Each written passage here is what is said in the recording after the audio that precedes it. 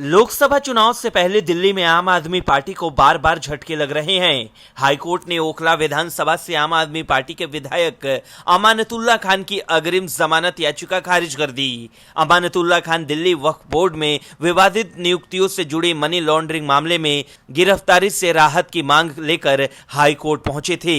याचिका ठुकराते हुए कोर्ट ने कहा कि कानून बनाने वालों को भी कानून की अवहेलना के अंजाम के बारे में पता होना चाहिए। विधायक की ओर से मामले की जांच में असहयोग पर कोर्ट ने कहा कि कोई भी विधायक या लोकप्रिय हस्ती देश के कानून से ऊपर नहीं होता। जस्टिस स्वर्णकांत शर्मा ने जजमेंट में कहा कि prevention of money laundering act के तहत जांच के दौरान जमा किए गए अहम सबूतों से पता चलता है कि आवेदक ने कथित तौर पर दिल्ली वक्फ बोर्ड में अवैध तरीके से भर्तियां की, बोर्ड की संपत्तियों को अनुचित तरीके से पट्टे पर देकर अपनी भ्रष्ट और अवैध गतिविधियों से अपराध की आय के रूप में मोटा पैसा बनाया। ये सब 2015 के बाद हुआ, जब वो डीडब्ल्यूबी के अध्यक्ष और ओखला विधानसभा के विधायक के रूप में एक लोक सेवक थे।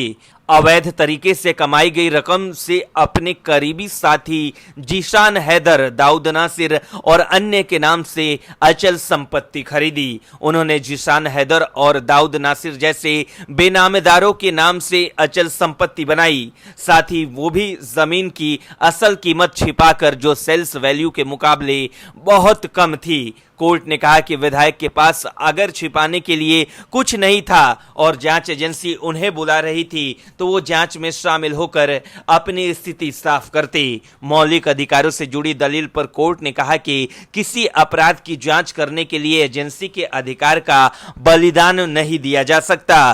कोर्ट ने कहा कि कानून बनाने वालों को भी पता होना चाहिए कि कानून की अवहेलना का अंजाम क्या होता है। गौरतलब है कि दिल्ली में आजकल आम आदमी पार्टी के नेता कोर्ट का चक्कर काट रहे हैं। मुख्यमंत्री केजरीवाल खुद दिल्ली शराब घोटाले में फंसे हैं, तो इसके अलावा राज्य के पूर्व सीएम मनीष सिसोदिया पहले से ही जेल में बंद हैं। वहीं अमानतुल्लाह खान पर कोर्ट ने फैसला सुनाकर साफ कर दिया है कि आने वाले दिनों में केजरीवाल का कोई भी नेता बचने वाला नहीं है। ब्यूरो रिपोर्ट, न्यूज़ चौक। पहले अयोध्या में राम मंदिर निर्माण और रामलला की प्राण प्रतिष्ठा का मेगा इवेंट की तरह आयोजित समारोह अब नागरिकता संशोधन कानून, जो लोगों की जुबान पर CAA के नाम से चढ़ा हुआ है, इसे लागू करने की अधिसूचना भी केंद्र सरकार ने जारी कर दी है। तत्काल प्रभाव से ये लागू भी हो गया है। बीजेपी ने विपक्ष पर ये 2 ब्रह्मास्त्र दाग दिए हैं। CAA में प्रावधान है कि दूसरे देशों से शरणार्थी बनकर साल 2014 तक आए सिख, ईसाई, पारसी, जैन समेत 6 अल्पसंख्यक समुदायों को भारत सरकार नागरिकता देगी। मुसलमान शरणार्थियों के लिए ये छूट नहीं होगी, यानी वे भारत के नागरिक नहीं बन पाएंगे। प्रत्यक्ष तौर पर इसमें किसी राष्ट्रभक्त को कोई बुराई या खराबी नजर नहीं आनी चाहिए, पर विपक्ष विरोध में बलबला रहा है। तमाम विपक्षी दल CAA का फिर विरोध क्यों कर रहे हैं? क्या ये मुस्लिम तुष्टीकरण नहीं है? यानी विपक्ष की मुस्लिम परस्ती साफ दिखने लगी है। बांग्लादेश, पाकिस्तान, म्यांमार, अफगानिस्तान जैसे मुल्कों से बड़े पैमाने पर शरणार्थी बनकर आए मुसलमानों या रोहिंग्या को विपक्षी नेता भारत में क्यों बसाना चाहते हैं? ये या ऐसे सवाल हर उस आदमी के सवाल हैं जो विपक्ष की दलीय निष्ठा से नहीं जुड़ा हो। ये सवाल जन जन को समझाने का अवसर भाजपा क्यों गंवाएगी? वो तो हर वैसी तरकीब अपनाना चाहेगी जो उसे चुनावी लाभ दिला सके और नरेंद्र मोदी का 400 पार का भरोसा कायम रहे। सोचिए अब देश का सियासी माहौल कैसा होगा। नरेंद्र मोदी का 400 पार का सपना पूरा होगा या बीजेपी भगाओ का विपक्षी दलों का मंसूबा कामयाब होगा? इसे कहते हैं रणनीति। बीजेपी की ताकत भी यही है। जब तक दूसरी पार्टियां प्रदेश तक पहुंचती हैं, तब तक बीजेपी बूथ तक संगठन खड़ा कर चुकी होती है। CAA का विरोध करने से विपक्ष पीछे हटा तो अब तक के उसके किए कराए पर पानी फिर जाएगा, यानी CAA के मुखर विरोधी मुसलमान उससे बिदक छिटक जाएंगे। भौचक हुए विपक्षी दलों के सामने अब इधर कुआं और उधर खाई है। दिल्ली के सीएम और आप नेता अरविंद केजरीवाल को भी CAA से गजब की तकलीफ पहुंची है। सोशल मीडिया प्लेटफॉर्म X पर उन्होंने लंबा पोस्ट किया है। उन्होंने लिखा कि 10 साल देश पर राज करने के बाद ऐन चुनाव के पहले मोदी सरकार सीएए लेकर आई है। ऐसे वक्त जब गरीब और मध्यम वर्ग महंगाई से कराह रहा है और बेरोजगार युवा रोजगार के लिए दर दर की ठोकरें खा रहा है, उन असली मुद्दों का समाधान करने की बजाय ये लोग सीएए लाए हैं। उधर एनडीए का हिस्सा रहते भी नीतीश कुमार सीएए और एनआरसी के खिलाफ बोलते रहे हैं। वे ये भी कहते रहे हैं कि बिहार में सीएए को हम लागू नहीं होने देंगे। सीएए पर देश भर में बहस होनी चाहिए। फिलहाल वे बीजेपी के नैतिकता बोध से इस कदर दबे हुए हैं कि शायद ही कंठ फूटे। अब अनुमान लगा लीजिए कि देश की तकरीबन 80% हिंदू आबादी का अब इन विपक्षी दलों के प्रति रुख क्या होगा। खैर, मोदी ने जो दांव खेला है, अगर इससे कामयाब हो गए तो 400 पार कोई नहीं रोक पाएगा। भ्रष्टाचार में लिप्त आम आदमी पार्टी और उसके नेता जेल की सैर पर हैं। कोई भीतर है तो कोई बाहर।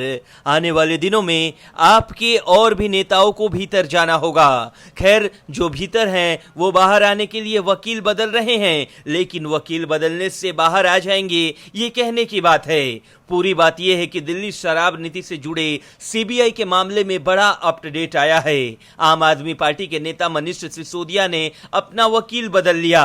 मंगलवार को जब उन्हें कोर्ट में पेश किया गया तो उन्होंने जज के सामने नया वकालतनामा दाखिल किया। वहीं राउज एवेन्यू कोर्ट ने सीबीआई मामले में मनीष सिसोदिया की न्यायिक हिरासत अवधि बढ़ा दी है। दिल्ली शराब नीति से जुड़े सीबीआई केस में मनीष सिसोदिया ने अपना वकील बदल लिया है। सिसोदिया की तरफ से वकील राजीव मोहन ने नया वकालतनामा दाखिल किया। वहीं अदालत ने बचाव पक्ष के वकील द्वारा आरोपियों के खिलाफ आरोपों पर बहस शुरू करने के खिलाफ आपत्ति जताने वाले आवेदन पर अपना आदेश सुरक्षित रख लिया।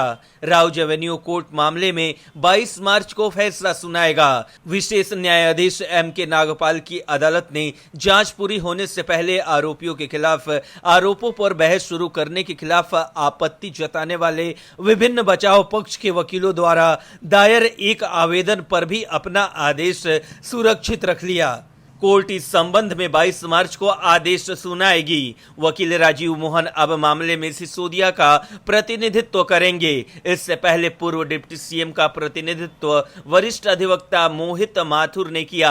सिसोदिया पर अब खत्म हो चुकी दिल्ली की आबकारी नीति को तैयार करने, चुनिंदा शराब इकाइयों के फायदे के लिए इसमें बदलाव करने और राज्य के खजाने को कई 100 करोड़ रुपए का नुकसान पहुंचाने में अतिरिक्त प्रतिक्रियात्मक हस्तक्षेप का आरोप है। उन्हें पहले पिछले साल फरवरी में सीबीआई ने गिरफ्तार किया था और फिर मार्च 2023 में ईडी ने गिरफ्तार किया था। ईडी के चार्जशीट में सिसोदिया को मामले में प्रमुख साजिशकर्ता नामित किया गया था। उधर इसी मामले में दिल्ली के सीएम अरविंद केजरीवाल भी जांच एजेंसियों के दायरे में हैं और आने वाले दिनों में ईडी केजरीवाल से भी पूछताछ करने वाली है। हालांकि वकील बदलने से सिसोदिया को जमानत मिलेगी या नहीं, ये वक्त बताएगा। वीडियो पसंद आया तो आप हमारे चैनल को सब्सक्राइब कर लीजिए और लाइक कीजिए। ब्यूरो रिपोर्ट, न्यूज़ चौक।